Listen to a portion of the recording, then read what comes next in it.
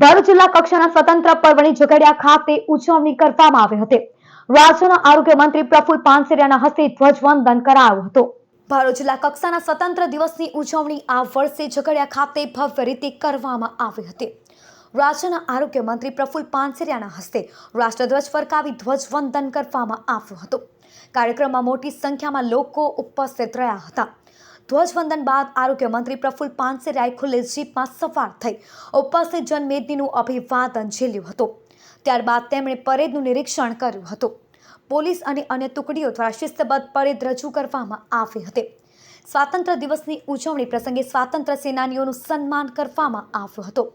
ઉપરાંત વિવિધ ક્ષેત્રોમાં ઉત્કૃષ્ટ કામગીરી અને સિદ્ધિ મેળવનાર વ્યક્તિ વિશેષનું પણ સન્માન કરી તેમનું ગૌરવ વધારવામાં આવ્યું હતું.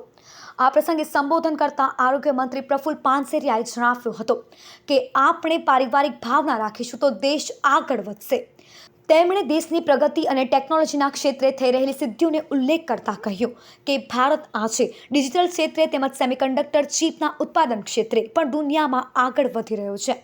ઝઘડિયા ખાતે યોજાયેલ આ જિલ્લા કક્ષાના સ્વતંત્રતા પર્વના પ્રસંગે કલેક્ટર ડોક્ટર નવનાથ ગવાણે, જિલ્લા પોલીસ વડા અક્ષયરાજ મકવાણા, ધારાસભ્યો, જિલ્લા ભાજપ પ્રમુખ પ્રકાશ મોદી, મહામંત્રી પરેશ પટેલ, જિગ્નેશ મિસ્ત્રી સહિત સરકારી અધિકારીઓ, કર્મચારીઓ તેમજ નગરજનો મોટી સંખ્યામાં ઉપસ્થિત રહ્યા હતા.